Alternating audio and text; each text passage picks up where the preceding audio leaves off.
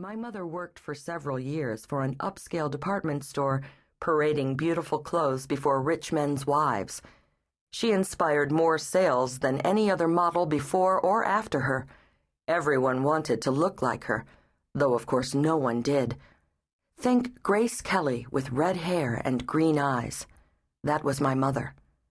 But it wasn't just her model's training that made it so interesting to see what she wore. It was a quality inside herself. Charisma, my father said, but it seemed to me to be more than that. Other people had charisma. No one had what my mother did. She had a large collection of jewelry, too. Sometimes she allowed me to take one necklace at a time over to her bed, where I would lay it out and turn it this way and that, making it shine hard in the sunlight. "Are these real diamonds?" I once asked, and she said, "Why have them if they're not?" That Saturday morning, my father saw me sitting on the floor and came over to survey my neat stack of dollar bills, my coins piled high. "How much have you got there?" he asked. $47.83. I kept my smile tight to hold back my pride and stuck all my fingers between all my toes for the low pull of pleasure. My father whistled between his teeth in a falling bomb way I greatly admired and could not emulate despite hours of practice. He took his glasses off to polish them on the bottom of his t-shirt, then held them up for inspection. Still dirty, he never managed to get them completely clear. "How'd you get that much?" He resettled his glasses on his face, pushing them up snug against his nose, a gesture I associated so strongly with him that I reflexively took issue with others doing it. I said I'd been saving for a long time. I told him about the groceries I'd carried in for Mrs. Riley.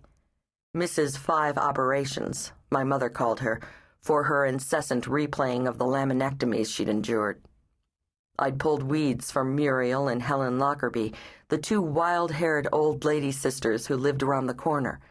I'd babysat for little Rachel Thompson every Thursday after school while her mother went to run errands, and I'd occasionally walked their dog, an arthritic old German shepherd named Heinz, who seemed to me to grimace every time he lifted his leg.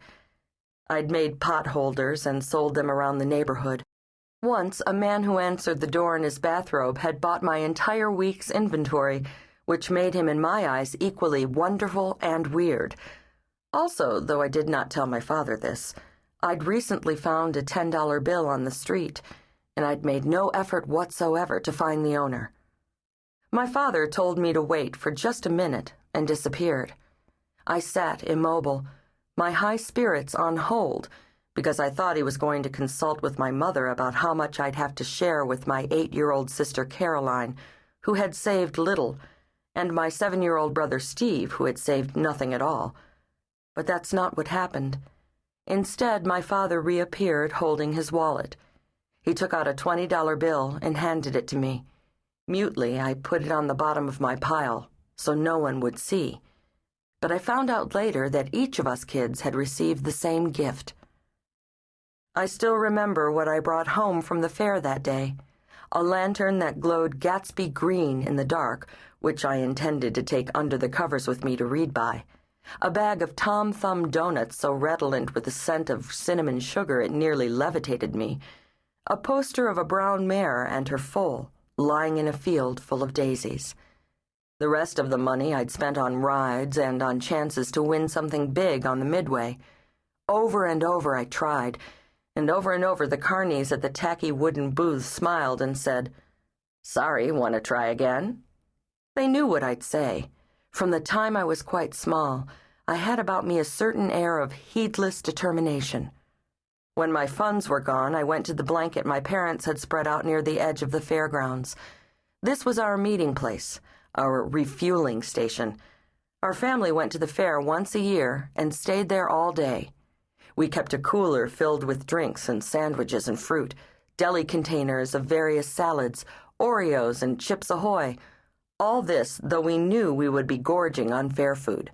There were also pillows and Band-Aids, suntan lotion and insect repellent, aspirin and a couple of ace bandages.